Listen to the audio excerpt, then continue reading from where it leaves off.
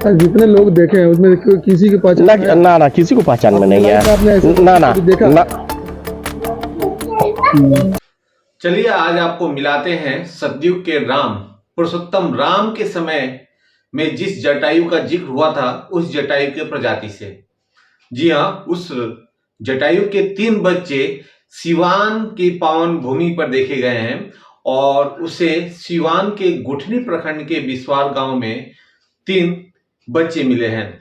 इनके साथ उनकी माँ भी है, वो लेकिन रात को आती है और खाना देकर चली जाती है।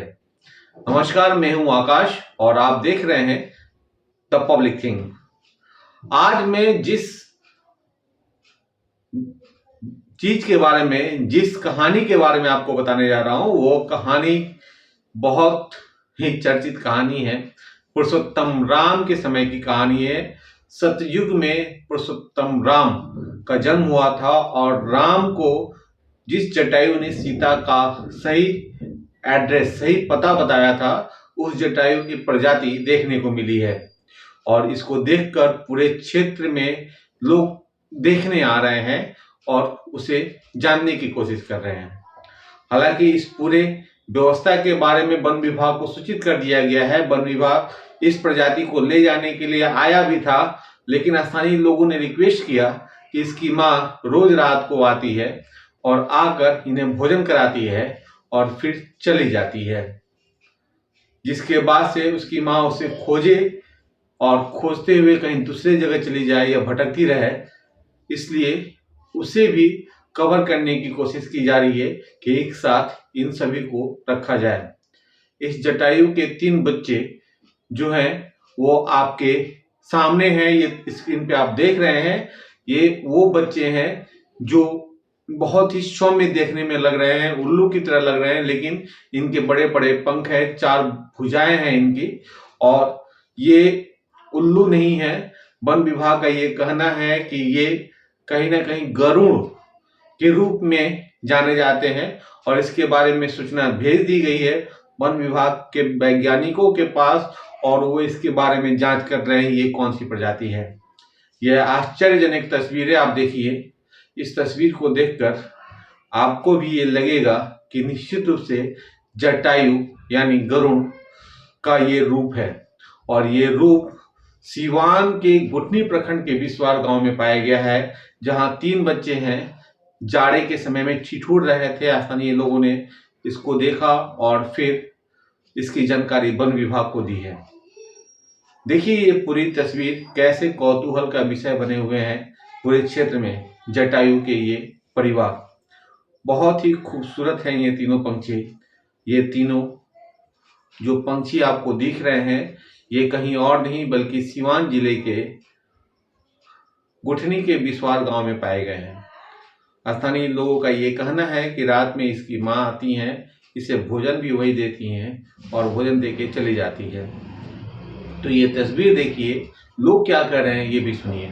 तो ये जो एक पक्षी है, कैसा पक्षी लग रहा है आपको, बताइए थोड़ा सा इसके बारे में। मनन जी हमारे मित्र हैं, तो इनके सूचना से हम भी यहाँ पहुँचे हैं, देखे हैं क्या है। मेरे लिए भी कौतूहल का विषय रहा कि ऐसा पक्षी हम भी थोड़ा देखें। तो मुझे भी देखने के बाद काफी सोच विचार के बाद हमको ये लगा है कि ये किसी उल्लू प्रजाति का है, लेकिन ये कलर में पूरी तरह सफेद है। सफेद उल्लू को हम लोग ने नहीं देखा है, लेकिन इसकी जानकारी हम लोग को किताबों वगैरह से मिलती है। तो हमको लगता है कि ये बॉर्न आउल के नाम से होता है और इसकी प्रजातियां बहुत कम है और हम लोग के क्षेत्र में तो बिल्कुल नहीं दिखती है। तो हम लोग लगता है कि किसी ध्रुवीय प्रदेशों या ठंडे प्रदेशों में पाए जाने वाले जीव है जो उड़कर आ गया, किसी ठंडे के मौसम में है ही, इसी में किसी कारण से आ गया होगा। हम लोग ये गेस किए हैं कि हो सकता है कि ये रात में नर मादा आए होंगे और यहीं पर अपने अंडे को दे दिए होंगे और फिर चले गए होंगे, और यह अंडा जब फूटा होगा तो ये बच्चे चूजे के रूप में आए हैं जिनसे आवाज़ें निकलने लगी और उस वह आवाज़ एक सांप या सर्प की तरह था, जिसको ग्रामीणों ने देखा। पहले तो डरे, लेकिन किसी जानकार आदमी से बुला कर उन्होंने जब देखा तो लगा कि नहीं ये पक्षी है। कठोर विषय कि ऐसा पक्षी किसी ने देखा नहीं था। हम लोग भी 8 दिन बाद हम लोग आए हैं आज, और देखने पर गूगल सर्च करने पर ऐसा ही लगा कि ये पक्षियाँ जो है हम लोग के क्षेत्र के नहीं है, ये प्रवासी हो सकते हैं या कुछ भी हो सकता है। लोगों का कहना है कि ये सफ़ेद उल्लू है, जो हिंदू धर्म के अनुसार ये लक्ष्मी का वाहक होता है और ये शुभ होता है। लेकिन आगे देखा जाए क्या होता है। मैं भी वन विभाग में फ़ोन किया हूँ और वे लोग आते 4-5 दिन से नहीं आ रहा। अंत में हम लोग को अकेले आना पड़ा है। वन विभाग अभी तक नहीं आया है? कोई नहीं, खुद बोल रहे हैं कि दरौली हमको पहुंचा दीजिए, मैं वहाँ नहीं आ सकता हूँ। कभी बोल रहा है महाराजगंज में हूँ, कभी बोल रहा है कि महेंद्रनाथ हूँ। अब वन विभाग का कैसा है ये, फिर भी यह संरक्षित करने वाला जीव है, इसलिए हम लोग चाहेंगे कि वन विभाग इसे ले जाए और इसमें इसकी प्रजाति बची रहे। नाम बता दीजिए अपना। कृष्ण बल्लभ मैर। सबसे पहले आप बताइए कि ये जो पक्षी आपको मिला है किस अवस्था और किस तरह आपको मिला? आज से 8 दिन पहले जब हम लोग ऊपर उसका लॉक खोले तो देखे कि छज्जा के ऊपर से सर्प का साउंड आ रहा है। तो हम लोगों ने सर्प को रेस्क्यू करने के लिए शत्रुघ्न बाबा को बुलाया महाराजगंज से, ठीक है ना। उसके बाद से जब ऊपर चढ़ा गया तो सर्प न निकल करके वो पक्षी निकला जो ऊपर में है। ऊपर में है? हाँ, ऊपर में छज्जे के ऊपर है। वो है 4 है, 2 बड़ा है और 2 छोटा छोटा है। 2 बड़ा है, 2 छोटा छोटा है। 2 छोटा छोटा।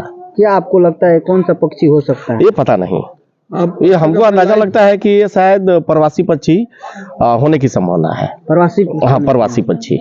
अपने यहाँ तो ये जो पक्षी है वो पाया नहीं जाता है।